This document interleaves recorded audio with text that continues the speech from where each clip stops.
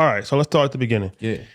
You from Nashville, Tennessee. Facts. Shout out to Slim and Huskies. Shout out to Demo, Slim, and Husky. Our guys. They smoking that. Yeah. Those are our guys. Shout out to them, man. So they said that you was the same way since high school. Like they said you always been the same way. So when did you, you coming up, how did you get this idea? Okay, I want to start a show. And everybody wants to start a show now. Everybody wants to do a podcast now. Very few people are successful. You are one of the few people that's actually been able to break through and become successful. How does that start and how do you get to the point you are now? For me, bro, when I looked at podcasting, number one, I'm a fan of information. And so I've always made myself go after wherever the information is at, whether that be books, whether that be podcasts, whatever element you find the reasons why things work. Like I was just talking to you about, you got to learn why things work, not how to get involved with things. And so I was trying to figure out how to get involved with a different side of society, just being from the street, just being from the other side. And so what I knew about podcasting was, number one, I felt like none of these guys can do it better than me. That's number one. That's number one. What gave you that confidence? Just from being in the street, just being around pimps and players. You know what I'm saying? Them guys I've been around just all my life, man. My uncle's a player, I'm a player. We just, so it's natural. Number one requirement. Yeah, I'm a man. player. You gotta talk that talk. Yeah. For sure, it's the cloth, it's the texture, right? Because what I do is ceremony. It ain't podcast. You know what I'm saying? But when I told myself that, and I actually believed it, that's step two. You got to believe that. Just saying it ain't enough.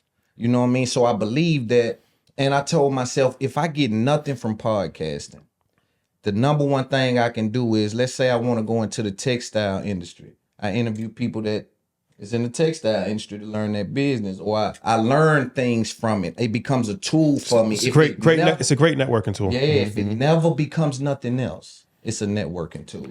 And the other side of that is, when people came to me asking for things, I never just give you money, or it's always a tongue lashing. You giving them game on the street. Yeah, I'm always saying, yo, man, you ain't put that together. You still doing that. You ain't figured out you bumping your head up against the wall. You know, I'm putting game down as they picking money up. And so I'm saying, man, I might as well get in the podcast, and it's a lane for me. And I took it serious. And I'm ever since then. So what's the first step? So you because you in a unique situation where you're in Nashville, Tennessee, right? Yeah. A lot of podcasts is coming out of New York area. When you got Earn Your Leisure, you got Mandy and Weezy, you got Joe Budden. It's a variety of different people. Right. But then a lot of podcasters is also in Miami, Brandon Marshall and Drink Champs and them. And then Atlanta, of course, because Atlanta is Atlanta. And LA got a couple out there. Who's LA have? What was the show? We did the show, Good Moms. What was the joint? Oh, yeah, Good Moms, Bad Choices. Bad Choices. Yeah. Yeah. Even Cam was in New York at first. Now he's in Vegas, but he started in Jersey. Yeah. But I'm saying this to say, like, Gilly and Wilder, they're unique because they're in Philly. Right. So that's out the way. Nobody's going to Philly, right? You're even more out the way as far as Nashville. So when you first starting out, how do you get enough momentum from Nashville to make it? Because that's something that I think could be beneficial, because most people are not in New York or Atlanta. Most people are in, Minnesota and Cleveland, Ohio, and different parts of the country. So they might be frustrated because they feel like geographically they're not in a position. It's like music, right? They're not in a position where they can touch the stars, the celebrities, stuff like that. Yeah. And you know what I think it was for me was, when I first started, again, I studied the game. So I said, nobody's coming to help you. You're on an island. And so when you go into a job site, I say this all the time, when you go into a job site, you carry every tool you need when you don't expect a coworker to be there. Right? If you got your tool belt and you saying, I'm going to do this kitchen, ain't nobody coming, you prepare different. You pack differently when you travel alone. And so when I came up, that's the first step. I had to literally believe that I can speak on things from this perspective, and it'll mean something in a game that doesn't live close to where I'm at, And then my relationships, I leaned on, but that's later on. I think I used social media. With no guests. You had no guests. Yeah, I'm no guest for 100 and something. Well, that's extremely important to highlight too, because So like Market Mondays is a show where, shout out to Ian, we don't have guests that often.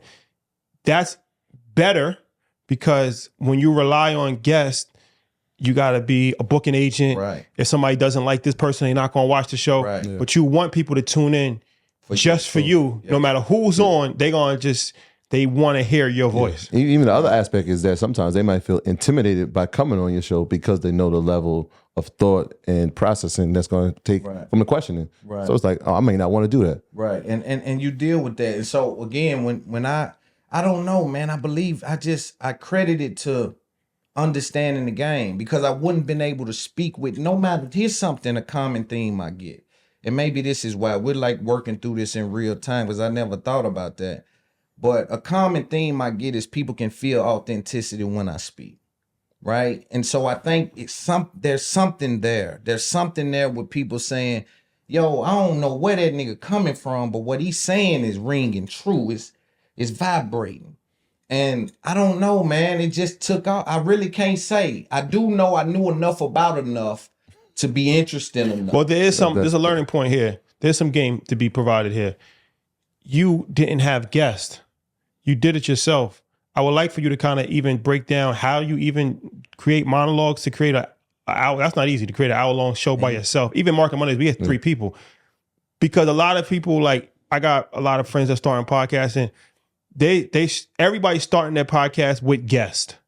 But when you just starting out, your guest is going to be like your local homeboy. Yeah. Probably people on a broad scale don't really care about that that type of. Right. But Content.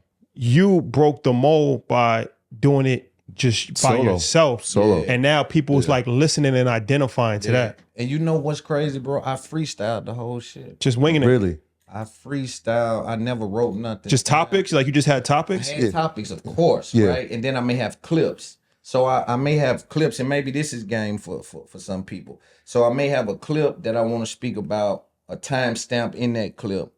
But as far as a topic, it may just say, like, say we're dealing with a relationship or somebody or something going on in business, or we're dealing with a contract dispute or skipping Shannon or something like that. I'll just take the topic and look at it and say, in real time, like, do you think these 2-hour podcasts are really 8 hours long? Because I'm in real time watching this shit and like reacting. Commentating. Yeah. And being like, yo, man. And then sometimes I'll start at skipping Shannon and it take me way over to, you know, not going in the trick bag and elevating your business and the discovery process of a podcast. And I'm way over there based on this, right? Yeah. So it's really no method to it. I think I'm high consumption.